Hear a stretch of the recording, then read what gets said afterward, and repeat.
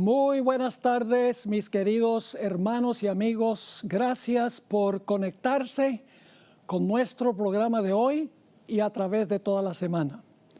Es un placer estar con mis hermanos y hermanas del hermoso país de Chile, también con muchas personas que están conectadas en diferentes partes del mundo. Parece que las noticias se riegan y estamos contentos por eso. Durante el transcurso de esta semana vamos a estudiar temas de suprema importancia. Así que quiero animarles de que no se pierdan ni un solo tema. Vamos a reunirnos todas las noches a las 7 de la noche, hora de Chile, y luego el siguiente sábado vamos a tener una reunión por la mañana que ya se anunciará y otra reunión a la misma hora el sábado a las 7 de la tarde. Antes de comenzar nuestro tema de hoy, que se titula El principio de dolores, queremos pedir la bendición del Señor. Así que les invito con reverencia a meditar sobre la oración que voy a elevar a Dios. Padre Celestial, gracias te damos ahora por el privilegio de abrir tu santo libro. Pedimos, Señor, que ese santo libro nos hable individualmente, que podamos saber cuál es tu voluntad y que tengamos la disposición de serte fieles, aún en los tiempos más difíciles. Gracias, Padre, por el privilegio de acercarnos a tu trono en oración. Sabemos que has escuchado esta oración y que nos responderás, porque venimos a ti confiados en el precioso nombre que es sobre todo nombre, el nombre de Cristo Jesús. Amén. Los primeros dos temas que vamos a trazar en el transcurso de esta semana tienen que ver con eventos finales. Ahora, hay diferentes formas de estudiar las profecías. La primera forma que podemos estudiar las profecías es temáticamente. Es decir, sustraemos de diferentes partes de la Biblia los eventos que van a ocurrir en el futuro y entonces ponemos todos esos eventos en el orden en que van a ocurrir. Un ejemplo de esto es el libro de Elena White, Eventos de los Últimos Días. Cada capítulo es un tema de lo que va a ocurrir en el futuro y los capítulos están en orden cronológico de acuerdo a cómo los eventos van a ocurrir. También podemos hacer eso con la Biblia. Podemos buscar en diferentes partes de la Biblia los eventos que van a ocurrir y luego los ponemos en orden cronológico. Así que se pueden estudiar las profecías temáticamente. También podemos estudiar las profecías desde la perspectiva del libro de Génesis. Hace algunos años hice una serie que se titula Descubriendo los misterios de Génesis. Y mostré que las historias de Génesis no solo son historias, sino que son profecías. Es decir, las historias de Génesis son tipológicas de eventos finales. Por ejemplo, Jesús dijo, como fue en los días de Noé, así será la venida del Hijo del Hombre. Como fue en los días de Lot, así será la venida del Hijo del Hombre. La experiencia de la Torre de Babel en Génesis 11 es la base de lo que nosotros tenemos en el libro de Apocalipsis sobre Babilonia. La historia de Caín y Abel es una ilustración del conflicto final, los puntos que tienen que ver con el conflicto final, la adoración y la obediencia a Dios. La historia de Génesis 22, a donde Abraham lleva a su hijo Isaac para sacrificarlo al monte Moria, es simbólico del sacrificio que tuvo que hacer el Padre enviando a Jesús a este mundo. Es decir, Génesis es un libro hermoso para estudiar los eventos finales. También podemos estudiar los eventos finales analizando las parábolas de Jesús. Hace un par de años tuve una clase ancla aquí en nuestro estudio y el propósito era estudiar las parábolas, los milagros, las metáforas y las analogías que usó Jesús. Y al preparar el manual para esa clase quedé maravillado de la cantidad de parábolas y milagros y metáforas que usó Jesús que tienen que ver directamente con eventos finales. Es decir, podemos estudiar eventos finales desde la perspectiva de las parábolas. Lógicamente, podemos estudiar también eventos finales desde la perspectiva de Daniel y Apocalipsis. Son libros proféticos en todo sentido de la palabra. El problema que tenemos con estudiar temáticamente Génesis, las parábolas y Daniel y Apocalipsis es que estos eventos que se mencionan en estos libros no están en orden cronológico.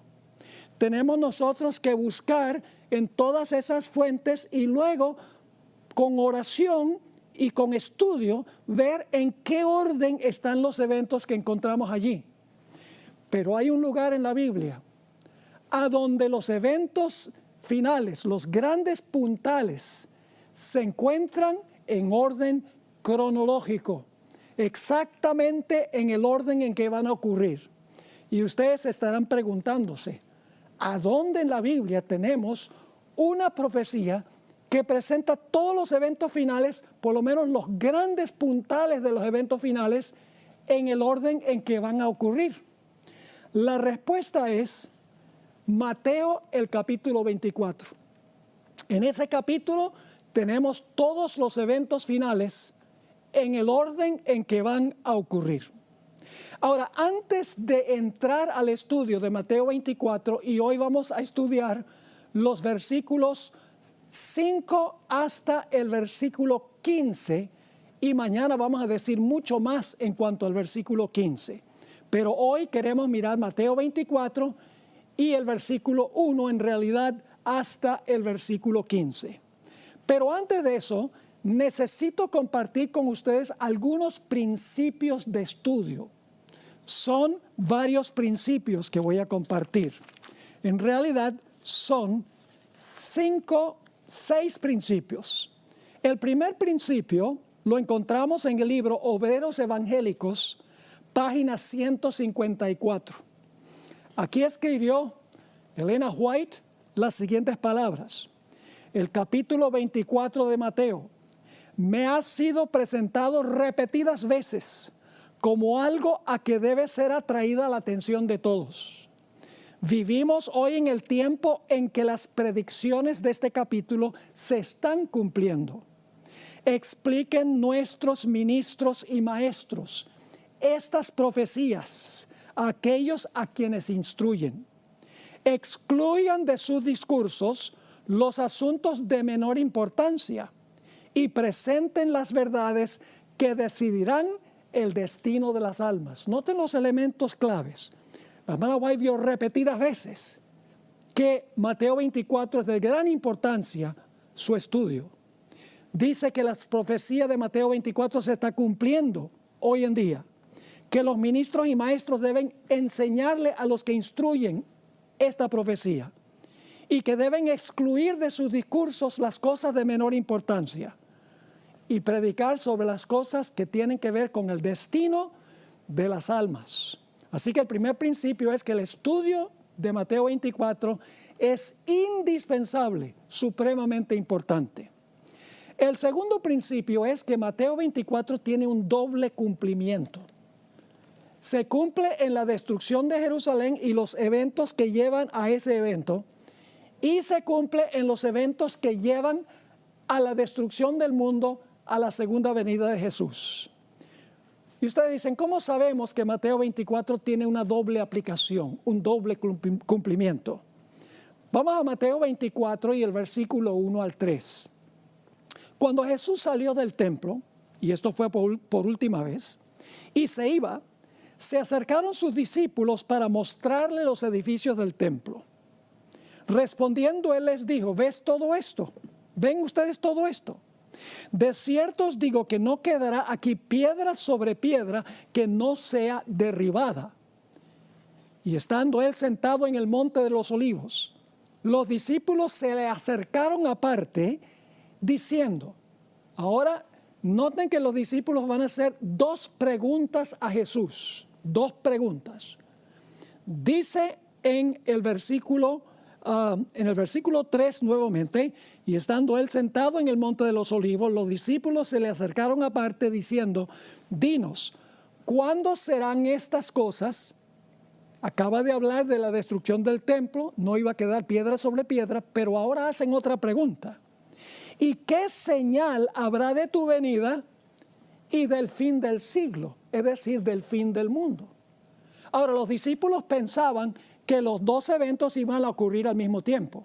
La destrucción del templo y la destrucción del mundo. Ellos pensaban que eso iba a ocurrir al mismo tiempo.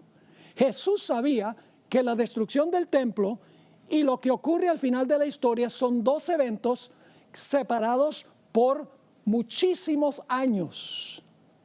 Pero lo que hizo Jesús fue entremezclar las dos aplicaciones, los dos cumplimientos de Mateo el capítulo 24. Quiero leerles varias citas ahora que encontramos en el Espíritu de Profecía y quiero que noten la terminología que usa la hermana White para describir este doble cumplimiento de Mateo 24. Conflicto de los siglos, página 28. La profecía del Señor entrañaba un doble significado. Noten, doble significado. Al par que anunciaba la ruina de Jerusalén, presagiaba también los horrores del gran día final. Así que doble cumplimiento, doble significado. La destrucción de Jerusalén presagiaba lo que va a pasar al final de la historia. En el mismo libro, Conflicto de los Siglos, página 34, ella escribió: la profecía del Salvador referente al juicio que iba a caer sobre Jerusalén va a tener otro cumplimiento. Y la terrible desolación del primero no fue más que un pálido reflejo de lo que será el segundo. Es decir, lo que pasó con Jerusalén es solo un pálido reflejo, una sombra de lo que va a pasar al final de la historia. Sigue la cita. En lo que acaeció a la ciudad escogida, podemos ver anunciada la condenación de un mundo que rechazó la misericordia de Dios y pisoteó su ley. Otra cita la encontramos en el libro Eventos de los Últimos Días, página 18, donde dice lo siguiente: Cristo advirtió a sus discípulos en cuanto a la destrucción de Jerusalén y las señales que ocurrirían antes de la venida del Hijo del Hombre. Ahora escuchen bien, todo el capítulo 24 de Mateo, ¿cuánto del capítulo? Todo el capítulo 24 de Mateo es una profecía concerniente a los acontecimientos que preceden a este evento, es decir, la segunda venida. Y se usa la destrucción de Jerusalén para tipificar la última gran destrucción del mundo por fuego. Dos citas más. Testimonios para la Iglesia, tomo 5, página 753. Dice así: mientras que estas profecías tuvieron un cumplimiento parcial en la destrucción de Jerusalén, tienen una aplicación más directa a los posteros días. Es decir, el cumplimiento con Jerusalén fue parcial, pero el cumplimiento más pleno tiene que ver con lo que va a pasar al final de la historia. Una cita más, Palabras de Vida del Gran Maestro, página 102.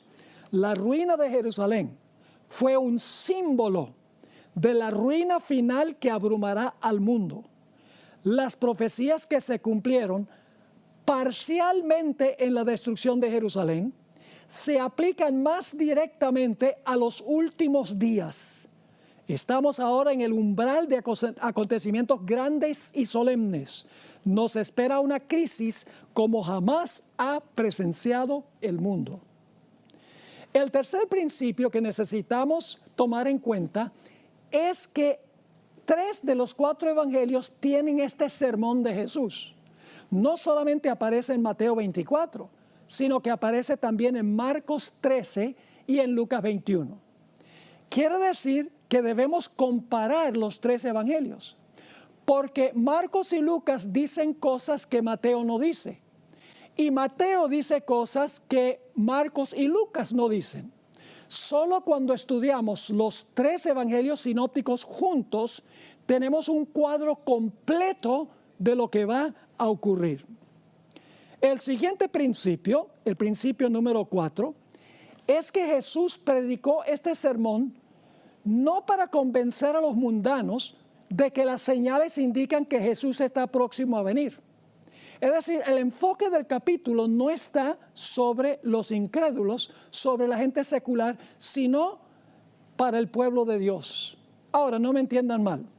No hay ningún problema con usar Mateo 24 en campañas evangelísticas para hablarle a los asistentes en cuanto a las señales que están ocurriendo en el mundo hoy que indican que Cristo viene pronto. No hay ningún problema con eso. Pero la intención original de Mateo 24, de las palabras de Jesús, era que sus seguidores no fuesen engañados. Las señales eran para los seguidores o son para los seguidores de Jesús, para que no sean engañados, para que no pierdan la fe cuando venga la persecución. Y ustedes dicen, ¿cómo sabemos eso? Bueno, vamos a Mateo 24 y vamos a leer algunos versículos aquí rápidamente. Mateo el capítulo 24 y el versículo 4. Mateo 24 y el versículo 4. Jesús le está hablando a sus discípulos. Respondiendo Jesús les dijo, mirad que nadie os engañe. Es decir, miren que nadie los engañe a ustedes, mis discípulos. Noten lo que dice el versículo 15, que vamos a llegar a eso esta noche para solamente introducir el estudio de ese versículo.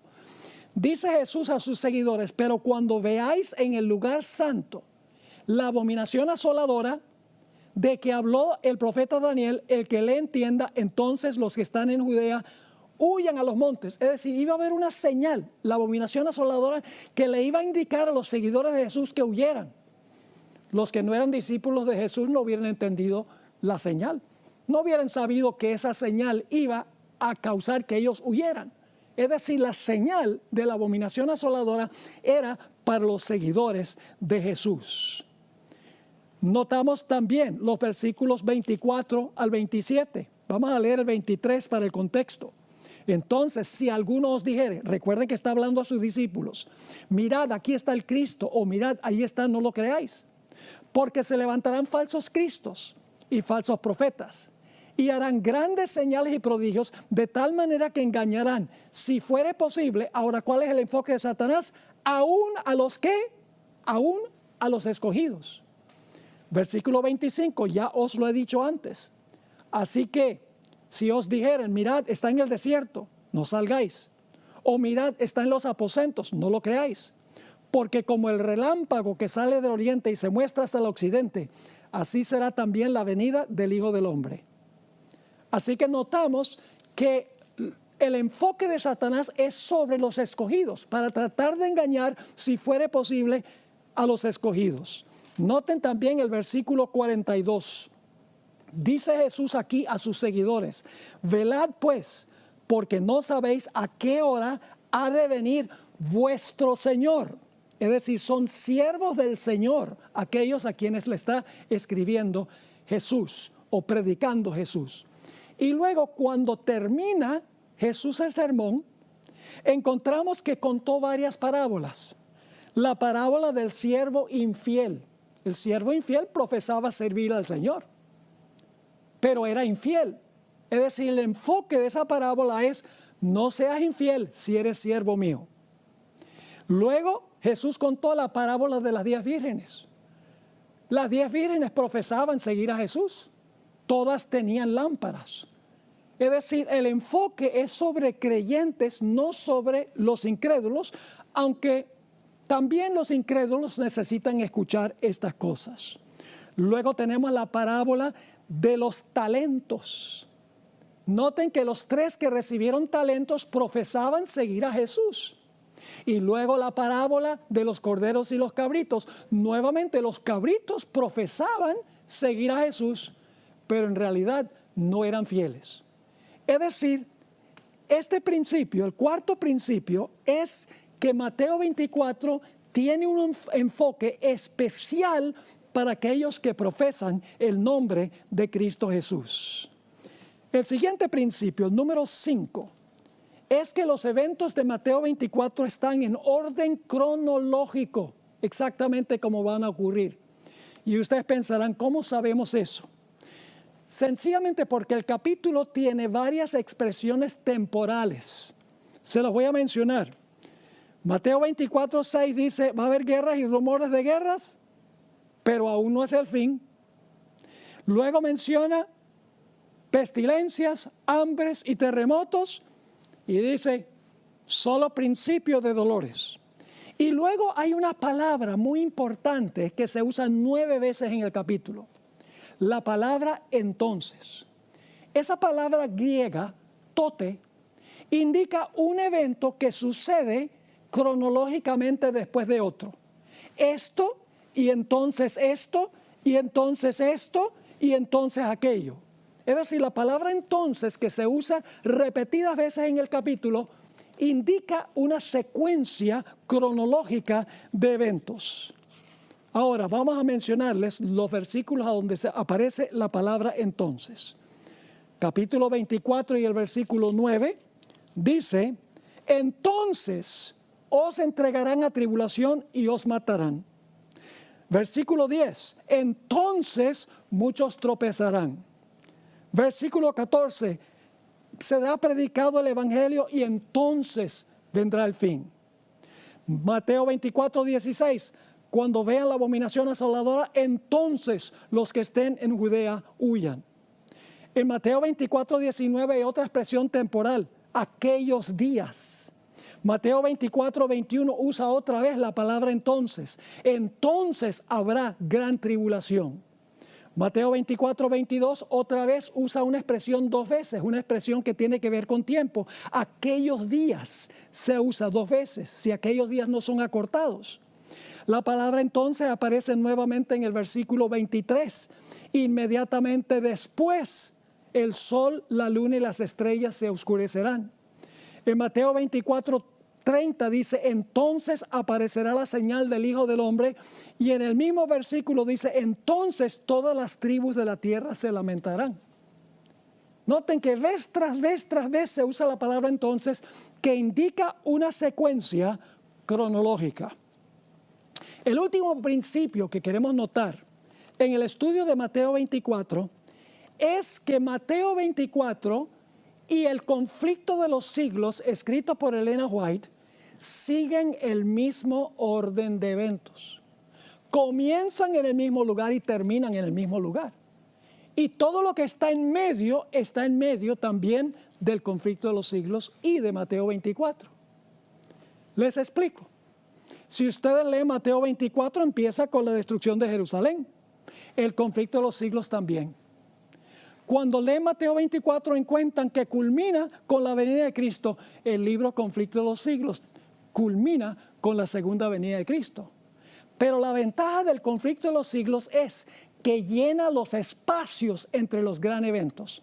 Expande, amplía esos grandes puntales que encontramos allí en este capítulo de Mateo, el capítulo 24.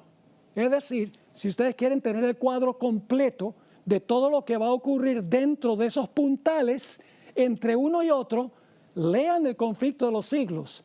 Tremendo libro que amplía en más de 700 páginas, mis hermanos y hermanas, amplía lo que Mateo 24 tiene en un solo capítulo.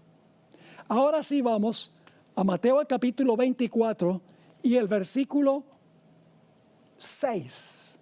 Vamos a comenzar y a ir desde el versículo 6 hasta el versículo 15, por lo menos parte del versículo 15. Dice en Mateo 24:6, y oiréis de guerras y rumores de guerras. Mirad que no os turbéis, porque es necesario que todo esto acontezca, pero aún no es el fin. Es decir, el hecho de que haya guerras y rumores de guerras no indica de que llegamos al fin. Luego el versículo 7 nos dice, porque se levantará nación contra nación y reino contra reino, y habrá pestes y hambres y terremotos en diferentes lugares. La palabra pestes en realidad significa pestilencias. ¿Saben que esa palabra aparece solo en un lugar más en todo el Nuevo Testamento? En Hechos 24 y el versículo 5, a donde acusaban al apóstol Pablo de esparcir doctrinas pestilentes que habían ido a todo el mundo. Es decir, una pestilencia que va a todo el mundo, significa esa palabra. como el coronavirus que nosotros estamos viendo ahora. Dice ahí en Hechos 24:5, los acusadores del apóstol San Pablo, porque hemos hallado que este hombre es una plaga, es la misma palabra pestilencia, y promotor de sediciones entre todos los judíos por todo el mundo, y cabecilla de la secta de los nazarenos. Pestilencia, hambres y terremotos. Ahora, el Evangelio según San Marcos agrega otra señal que no está en Mateo. Marcos 13:8 agrega la palabra alborotos. Dice allí en Marcos 13:8, porque se levantará nación contra nación y reino contra reino, y habrá terremotos en muchos lugares, y habrá hambres y ¿qué más? Y alborotos. Principio de dolores son estos. La palabra alborotos aquí se refiere a conmociones, tumultos e intranquilidad social, como ustedes vieron en Chile hace unos meses y como se está viendo en algunas ciudades ahora de los Estados Unidos. En Juan 5 y el versículo 4, esa palabra se usa para hablar de las aguas que supuestamente el ángel agitaba en el estanque de Betesda. En Hechos 12 y el versículo 18 se usa para hablar de un tumulto que hubo entre los soldados romanos. Y en Hechos 19:23 describe un disturbio que se levantó por causa del camino, es decir, por causa de los cristianos. Elena White amplía estos versículos donde habla de guerras y rumores de guerras, pestilencias, hambres, terremotos y alborotos. Quiero leer algunas de sus citas. Primer lugar, evento de los últimos días, página 24. En las escenas finales de la historia de esta tierra, la guerra prevalecerá. Ahí está una de las señales que menciona Mateo. Habrá epidemias o pestilencias, mortandad y hambre. Las aguas del abismo rebasarán sus límites. Incendios e inundaciones destruirán la propiedad y la vida. Debiéramos estar alistándonos para las mansiones que Cristo ha ido a preparar para los que lo aman. En Evento de los Últimos Días, página 27, ella escribió: aumentarán las hambrunas, las pestilencias barrerán a miles. A nuestro alrededor hay peligros procedentes de las potencias externas y de las operaciones satánicas de adentro. Pero ahora se está ejerciendo el poder restrictivo de Dios. La cita más importante está en el conflicto de los siglos 575 y 576. Elena White amplía y agrega que va a haber muchos más desastres que solamente hambres y pestilencias y terremotos y alborotos. Fíjense lo que escribió. El objeto de Satanás consiste en hostigar a las naciones a hacerse mutuamente la guerra, pues de este modo puede distraer las mentes de los hombres de la obra de preparación necesaria para subsistir en el día del Señor.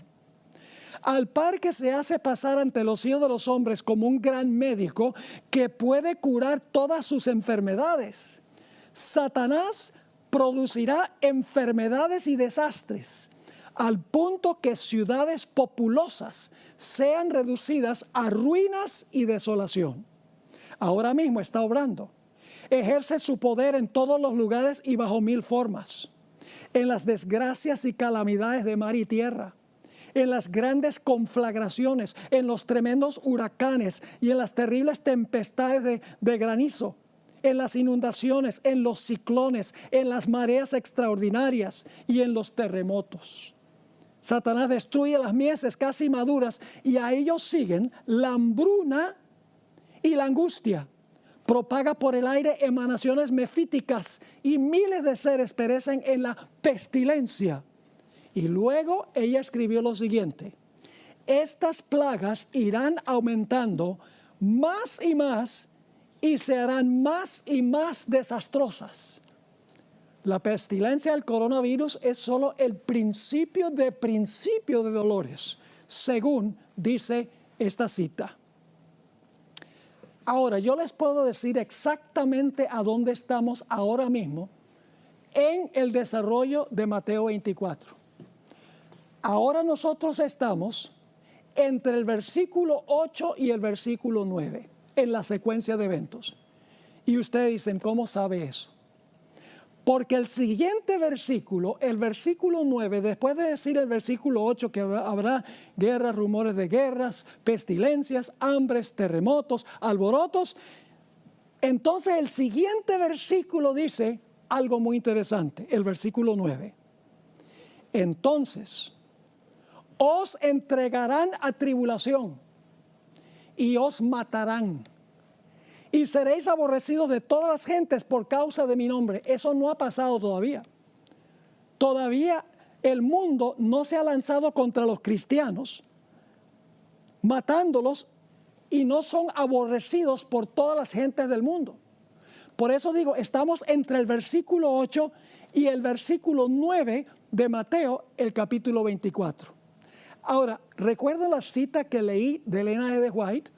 A donde ella escribió en cuanto a todos los desastres que iban a ocurrir más y más frecuentemente y cada vez más terrible. Ahora quiero leer la siguiente oración después de eso.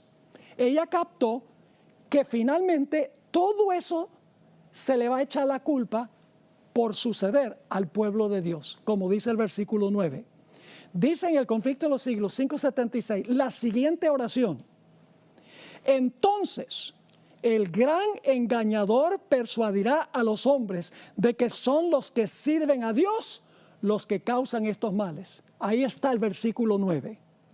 Sigue escribiendo, la parte de la humanidad que haya provocado el desagrado de Dios lo cargará a la cuenta de aquellos cuya obediencia a los mandamientos divinos es una reconvención perpetua para los transgresores. Se declarará que los hombres ofenden a Dios al violar el descanso del domingo, que este pecado ha traído calamidades que no concluirán hasta que la observancia del domingo no sea estrictamente obligatoria, y que los que proclaman la vigencia del cuarto mandamiento, haciendo con ello que se pierda el respeto debido al domingo y rechazando el favor divino, turban al pueblo y alejan la prosperidad temporal. Así que los versículos 7 y 8 dicen guerras y rumores de guerras, nación contra nación, reino contra reino, pestilencias, hambres, terremotos, alborotos. Y luego el versículo 9 dice, entonces los van a perseguir. Eso precisamente dice la hermana White. Después de ampliar eso, ella dice, entonces el gran engañador persuadirá a los hombres de que son los que sirven a Dios los que están causando estos males. Ahora es interesante, la palabra tribulación se encuentra 2 veces en Mateo 24. La primera vez sencillamente dice tribulación, aquí en el versículo 9.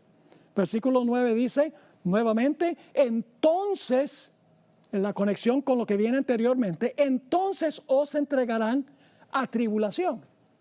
La segunda vez que se usa la palabra tribulación ya viene con calificativo. En el versículo 21 habla de la gran tribulación. Es decir, va a haber una tribulación antes de la gran tribulación. Ahora, la pregunta clave es, en esa tribulación, ¿quiénes van a perseguir a quiénes? No dice Mateo. Sencillamente Mateo dice, van a entregarlos a tribulación, los matarán, serán aborrecidos de todas las gentes por causa de mi nombre. Pero el Evangelio de Lucas sí dice quiénes van a perseguir a quiénes. Dice allí en Lucas 21:16, mas seréis entregados aún por vuestros padres y hermanos y parientes y amigos, y matarán a algunos de vosotros, y seréis aborrecidos de todos por causa de mi nombre. Ahora sabemos que familiares entregarán a familiares y amigos entregarán a amigos cuando venga la persecución. En ese tiempo los fieles de Dios van a tener que comparecer ante reyes y gobernantes para dar testimonio de su fe. El fuerte clamor de Apocalipsis, el capítulo 18. Ahora, Mateo no dice eso. Por eso necesitamos ir a los otros evangelios. Noten Marcos 13 y el versículo 9 y el versículo 11. Marcos 13, 9 y luego el versículo 11. Jesús dice aquí que cuando seamos llevados ante tribunales y gobernantes, no debemos preocuparnos. Dice así: pero mirad por vosotros mismos, porque os entregarán a los concilios. Y en las sinagogas, hoy le decimos iglesias, la primera aplicación eran sinagogas, la segunda es iglesias, y en las sinagogas os azotarán, y delante de gobernadores y de reyes os llevarán por causa de mí para testimonio a ellos. Es decir, vamos a tener que comparecer ante los grandes de la tierra para dar razón de nuestra fe. En el versículo 11 dice: pero cuando os trajeren para entregaros, no os preocupéis de lo que habéis de decir, ni lo penséis, sino lo que os fuere dado en aquella hora, eso hablad. Porque no sois vosotros los que habláis, sino el Espíritu Santo. Es decir, el Espíritu Santo va a ser derramado sobre el pueblo de Dios para que puedan dar testimonio ante los grandes de la tierra. Leo un par de citas del Espíritu Profecía. En la Review and Herald, 18 de diciembre de 1888, una cita que no aparece en ninguna fuente en español, yo la traduje, dice así: ahora no nos parece posible que alguno de nosotros tendrá que comparecer solo ante las autoridades. ¿Cómo vamos a comparecer? Solos, mis hermanos y hermanas. Ahora no nos parece posible que alguno de nosotros tendrá que comparecer solo, pero si alguna vez Dios ha hablado por mi intermedio, dice la hermana White, llegará el tiempo cuando seremos llevados ante concilios y ante miles de personas por causa de su nombre, y cada uno tendrá que dar razón de su fe. Luego vendrá la crítica más severa sobre cada posición que se ha tomado en favor de la verdad. Necesitamos, ahora viene la recomendación, necesitamos entonces estudiar la palabra de Dios para que podamos saber por qué creemos las doctrinas que defendemos. No es suficiente estudio devocional de la Biblia, tenemos que hacer un profundo estudio doctrinal. En otra cita que está en Eventos de los Últimos Días, página 209, la hermana White escribió el tiempo cuando tendremos que comparecer ante los grandes de la tierra. Dice así: aquellos que reciben a Cristo como Salvador personal resistirán las pruebas de estos últimos días. El Señor Jesús dará a los discípulos una lengua y una sabiduría que sus adversarios no podrán contradecir ni resistir. Aquellos que por razonamiento no podrían vencer los engaños satánicos darán un testimonio positivo que confundirá a hombres supuestamente doctos. Los humildes van a hablar con tanta autoridad y sabiduría que va a confundir a los hombres grandes de la tierra. La cita termina: de los labios de los iletrados saldrán palabras con tal poder convincente y sabiduría que se producirán conversiones a la verdad. Miles se convertirán bajo su testimonio. ¡Qué tremenda oportunidad! Cuando tengamos que comparecer ante los grandes de la tierra, dar razón de nuestra fe para que miles se conviertan al Señor y se salven finalmente.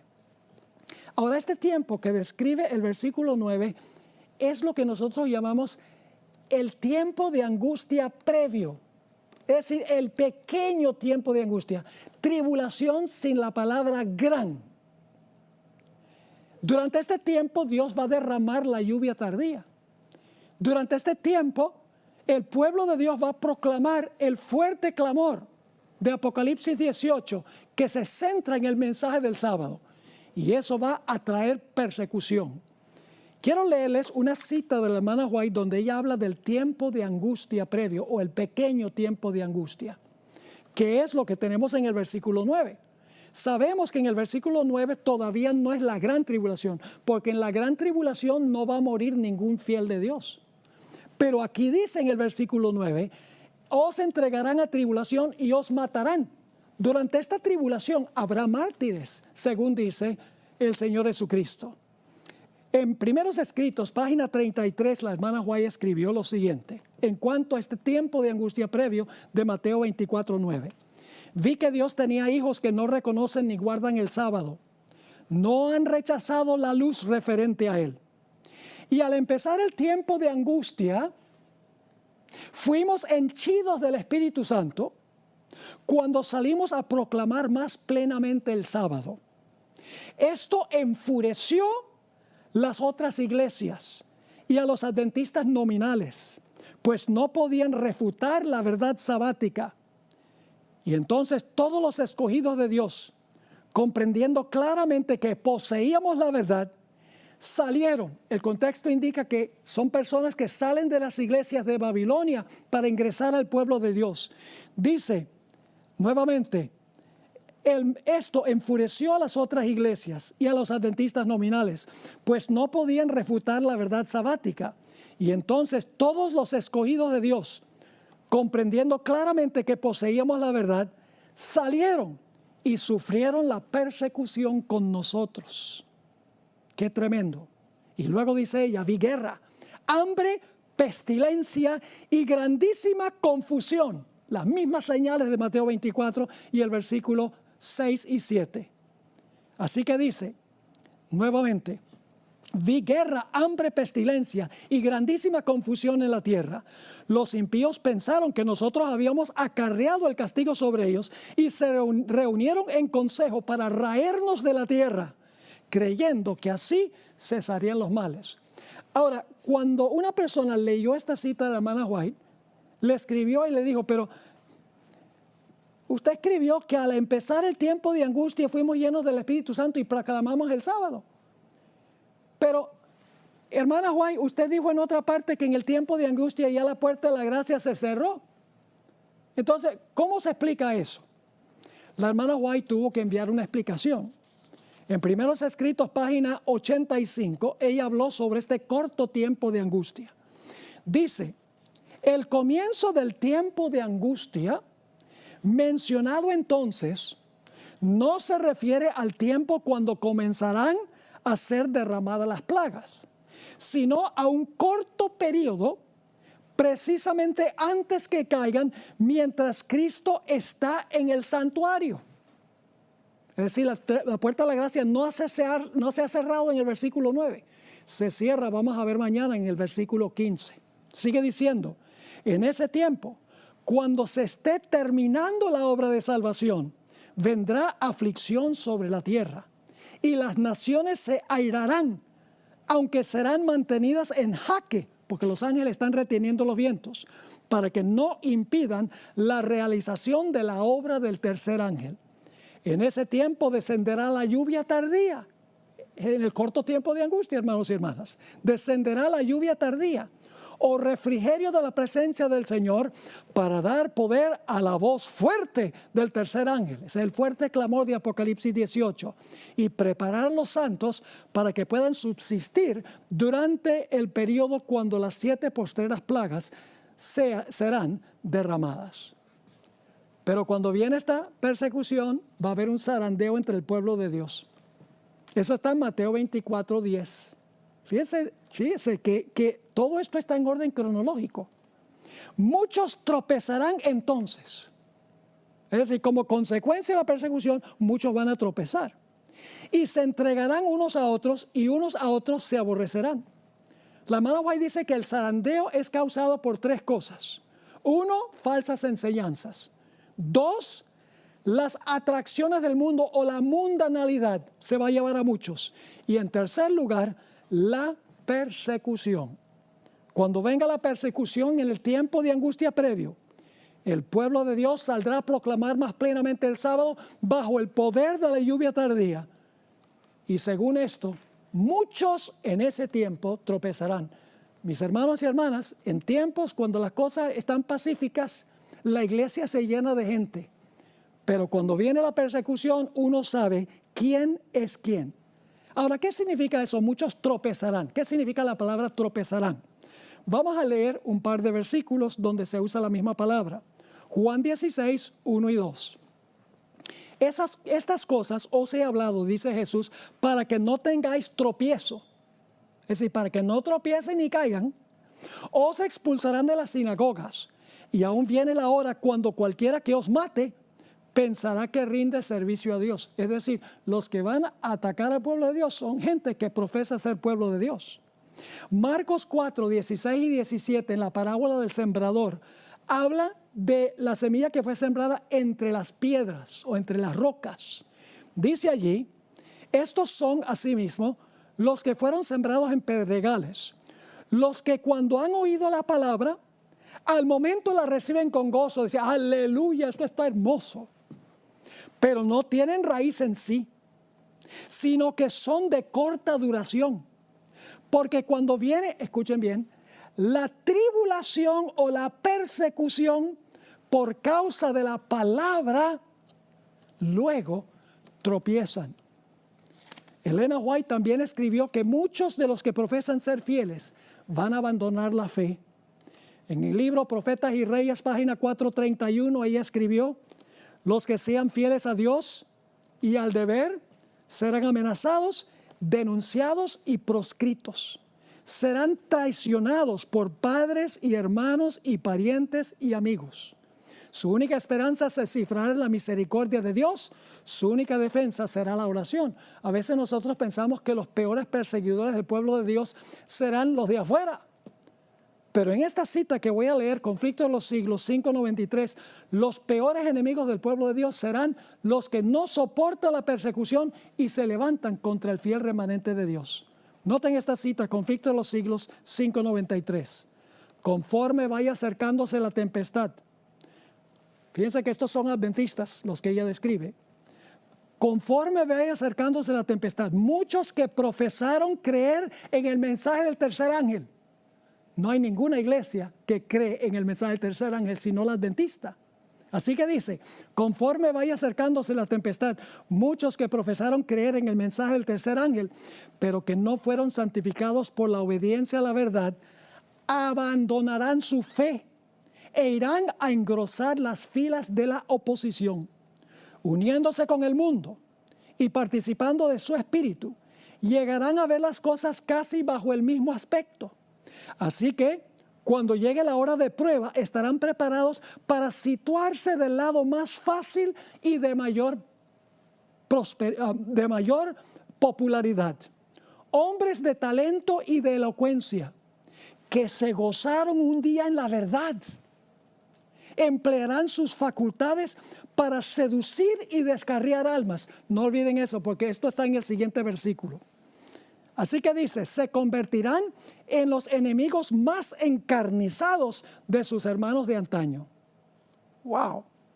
Cuando los observadores del sábado sean llevados ante los tribunales para responder de su fe, estos apóstatas serán los agentes más activos de Satanás para calumniarlos y acusarlos, para incitar a los magistrados contra ellos por medio de falsos informes e insinuaciones. Es decir, después de la persecución viene el zarandeo, el tropiezo de muchos que no están dispuestos de subsistir en el tiempo de angustia previo y no están dispuestos a sufrir persecución. El siguiente versículo, Mateo 24:11, habla de falsos profetas que se van a levantar en ese tiempo para engañar. Esos son los que acaba de describir la hermana White. Muchos que una vez se gozaron en la verdad, dice que van a usar sus facultades para seducir y descarriar a las almas. No solamente los de afuera, sino también los de adentro. El versículo 11 dice, muchos falsos profetas se levantarán y engañarán a muchos. Y luego habla de cómo la mundanalidad va a sacar a muchos también de la iglesia. Dice en Mateo 24:12, y por haberse multiplicado la maldad, el amor de muchos se enfriará. Ahora, el amor no se puede enfriar al menos que antes estuviera caliente. Es decir, eso está hablando de apostasía. ¿Y cuál es el motivo de la apostasía? Dice la multiplicación de la maldad. Ahora esa palabra maldad es muy interesante. La palabra maldad es la misma palabra que se traduce en 1 Juan 3:4, transgresión de la ley. Es decir, se podría traducir aquí, y por haberse multiplicado la transgresión de la ley, el amor de muchos se enfriará. Es decir, hubo algunos que creían que había que guardar los mandamientos de Dios, pero la mundanalidad causa que su calor se enfríe y pierdan el amor. Y dicho sea de paso, estos son personas que profesan creer en Jesús. Y ustedes dicen, ¿cómo sabemos eso? Bueno, noten lo que dice en Mateo 7, 21 al 23. La misma expresión se usa, la palabra maldad.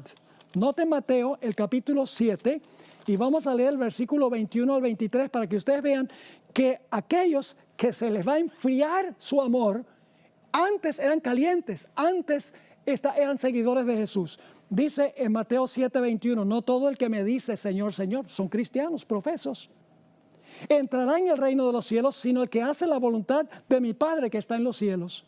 Muchos me dirán en aquel día, Señor, Señor, ¿no profetizamos en tu nombre? Fíjense que eran cristianos. Y en tu nombre echamos fuera demonios. Y en tu nombre hicimos muchos milagros. Imagínense, profetizaron, echaron demonios, hicieron milagros y profesaban a Jesús. ¿Qué va a decir Jesús? Y entonces les declararé, nunca os conocí, apartados de mí, transgresores de la ley. ¡Wow! Ahora, no todos van a ser zarandeados por las falsas enseñanzas, el mundo y la persecución. Algunos van a permanecer firmes hasta el fin. Y por eso Jesús dijo en Mateo 24, 13, mas el que perseverare hasta el fin será salvo. El que se mantenga firme en medio de la persecución, en medio de los engaños de los falsos maestros, en medio de la mundanalidad y la transgresión de la ley, esos van a perseverar hasta el fin y finalmente serán salvos. Y luego tenemos Mateo 24 y el versículo 14, y será predicado este evangelio del reino en todo el mundo para testimonio a todas las naciones, y entonces vendrá el fin. 3 elementos claves que quiero que noten en este versículo. En primer lugar, el evangelio se predica ¿a dónde? En todo el mundo. Y luego entonces, ¿qué sucede? Viene el fin. Ahora, ¿dónde encontramos en Apocalipsis esas 3 ideas? Apocalipsis 14 y el versículo 6 y 7 habla de la proclamación final a todo el mundo del mensaje del evangelio en un contexto especial. Dice en Apocalipsis 14, 6 y 7, vi volar por en medio del cielo a otro ángel que tenía, ¿qué cosa?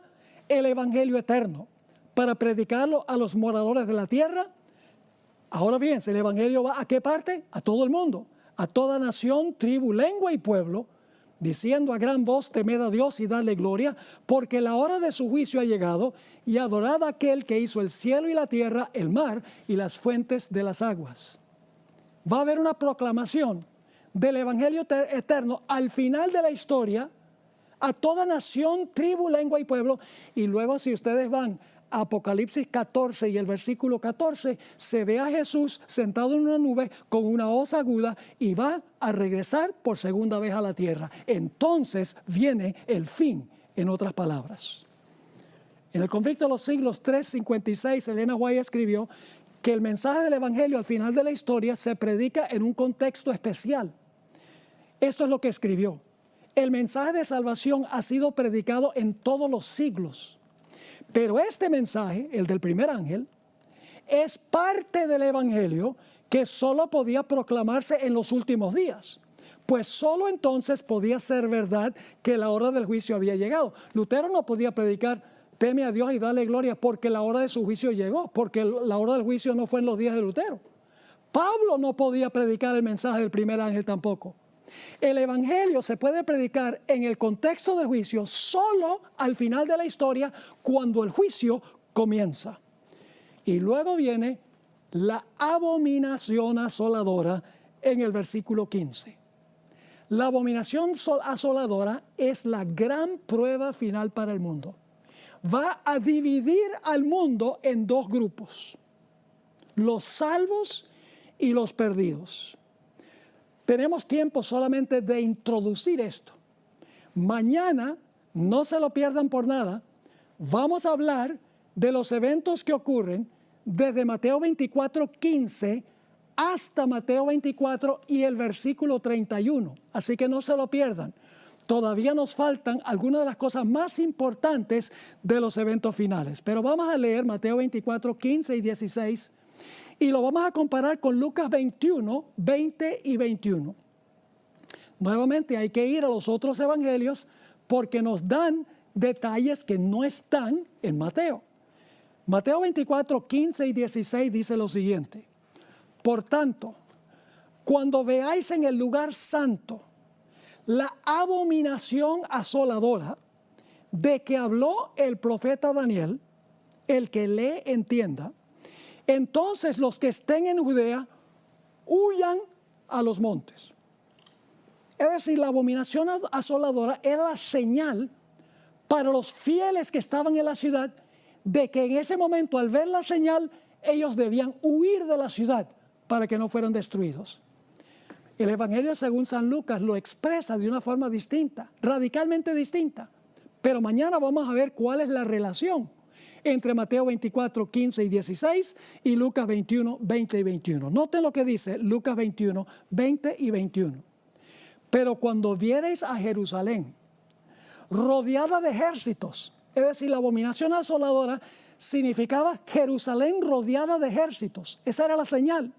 Y mañana vamos a hablar sobre qué tenían esos ejércitos romanos. Tenían estandartes y en el estandarte había algo muy importante. Pero mañana vamos a esbozar eso. Así que dice, pero cuando viereis a Jerusalén rodeada de ejércitos, sabed entonces que su destrucción ha llegado.